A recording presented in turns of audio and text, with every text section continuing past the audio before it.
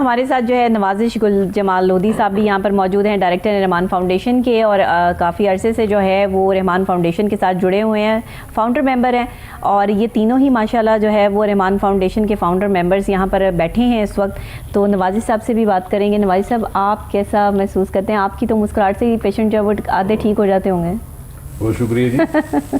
نحمدہ و نصلی علی رسول الکریم۔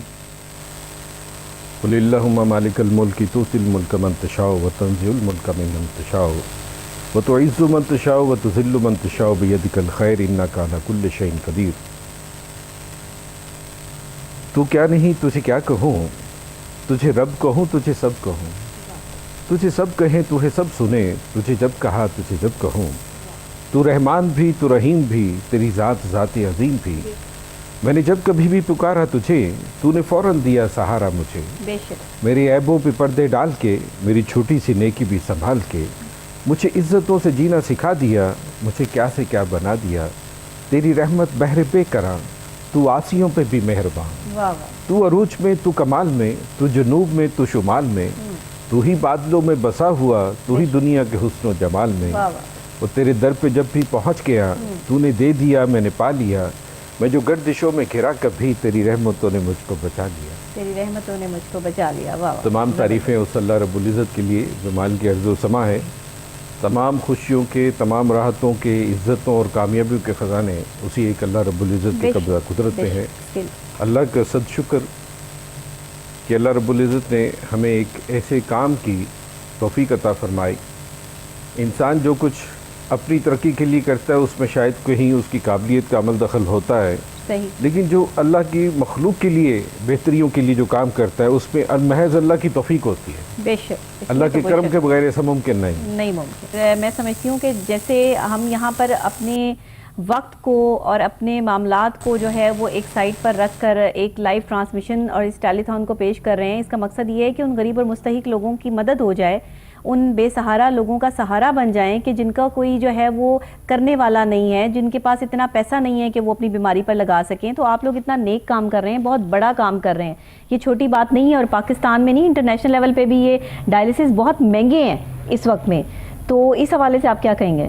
یہ میں سمجھتا ہوں کہ جہاں ہم کام کر رہے ہیں وہاں آپ کے چینل کا، آپ کا بھی ایک حصہ اس طرح سے پڑ رہا ہے، جن محبتوں کے ساتھ آپ ان کے لیے ہماری آواز میں لا رہے ہیں، ان پیشنٹس کے لیے جو کہ واقعی ڈیزرونگ ہے۔ جی بالکل۔ جیسے ابھی ڈاکٹر صاحب بھی بتا رہے تھے، یہ ڈائلسس بھی کینسر سے بھی زیادہ مہلک اور مہنگا علاج ہے۔ ایک کڈنی پیشنٹ جو ڈائلسس پر چلا جاتا ہے، اسے ہر ماہ 8 سے 10 ڈائلسس کروانے ہوتے ہیں، جس کا مقصد یہ ہے کہ اس کو 60-70 ہزار روپے ہر مہینے درکار ہوتا ہے، جو اس کے کسی ویل ٹو ڈو آدمی کے لیے بھی ممکن نہیں ہے۔ ایسے لوگوں کے لیے ہمارا ادارہ بہت بڑی نعمت ہے، اور ہمیں بہت اللہ کے شکر گزار ہیں ہم کہ اللہ رب العزت ہم سے یہ اپنے بندوں کی بہتری کا کام لے رہا ہے۔ اور یہ ایک بڑی انفرادیت ہے ہماری کہ الحمدللہ ہمارے جتنے ڈائریکٹرز ہیں، یہاں ڈاکٹر وقار نیاز صاحب چیئرمین جو بیٹھے ہیں، یہ بھی ایک صاحب حیثیت آدمی ہیں، صاحب ثروت ہیں، میاں الفت رسول جویہ صاحب، یہ بھی ایک صاحب حیثیت، فیملی سے تعلق ہے۔ ہمارے باقی بھی جتنے ڈائریکٹرز ہیں، اللہ نے ان کو وسعتیں عطا فرمائی ہوئی ہیں، وہ بھی اپنے فنڈس اپنے ادارے کو ہی دیتے ہیں تاکہ ان لوگوں کے لیے جو ڈیزرو کرتے ہیں اور جن کی کوئی سورسز نہیں ہیں، ہم ان کی اشک سوئی کر سکیں۔ تو یہ بہت بڑا اللہ کا کرم ہے، اور یہ نیتوں کا اخلاص ہی ہوتا ہے کہ جب آپ کوئی کام کا آغاز کرتے ہیں، اللہ کی مدد پھر اس میں شامل حال ہو جاتی ہے۔ اس میں شرط یہ ہوتی ہے کہ آپ پورے اخلاص کے ساتھ اللہ کے بندوں کی خدمت کے لیے آپ ایک ارادہ لے کے، مستحکم لے کے، استقامت کے ساتھ چلتے رہیں، تو پھر اللہ ایسے لوگ ملا دیتا ہے، جیسے ابھی سکھا صاحب کی مثال دے رہے تھے، طارق مغل صاحب کی مثال دے رہے تھے، دوسرے دوستوں کی، تو اللہ پھر ایسے لوگ آپ کو ملا دیتا ہے جو کہ آپ کے مشن کو آگے لے کے آپ کے مددگار بن جاتے ہیں۔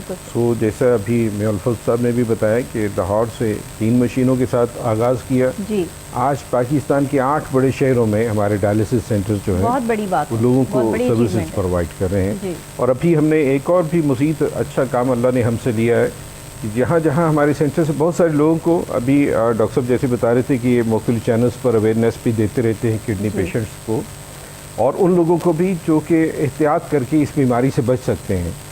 تو ہم نے اویئرنیس کے حوالے سے بھی ایک پروگرام ترتیب دیا ہے کہ جس کو ہم انشاءاللہ عوام کی بھلائی کے لیے ان تک پہنچائیں گے.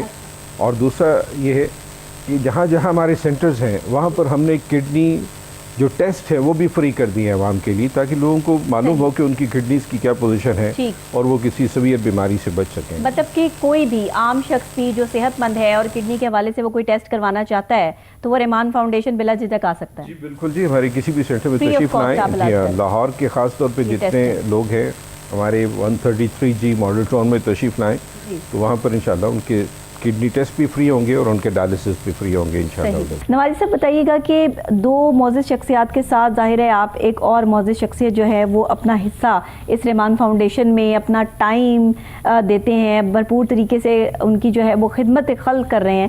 تو کیا کیا آپ سمجھتے ہیں کہ وہاں جب مریضوں کے ساتھ جیسے کہ بتایا جا رہا ہے کہ بڑا اچھا ان کو سائیکولوجیکل ٹریٹ کیا جاتا ہے, کچھ اس حوالے سے میں چاہوں گی کہ آپ بات کریں اپنے پیرامیڈک سٹاف کے حوالے سے, ڈاکٹرز کے حوالے سے.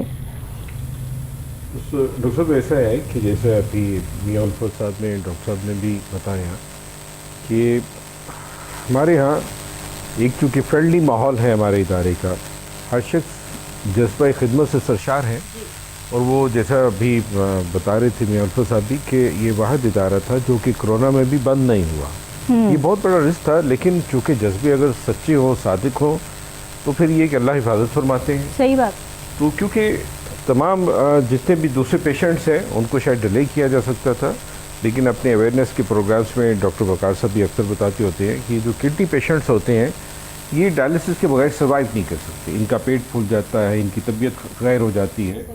سو ان کا وہ جو ایک شیڈول بنا ہوتا ہے اس شیڈول کے مطابق ان کے ڈائلسس نہیں ہوگی تو ان کی زندگی کو خطرہ لاحق ہو جاتا ہے.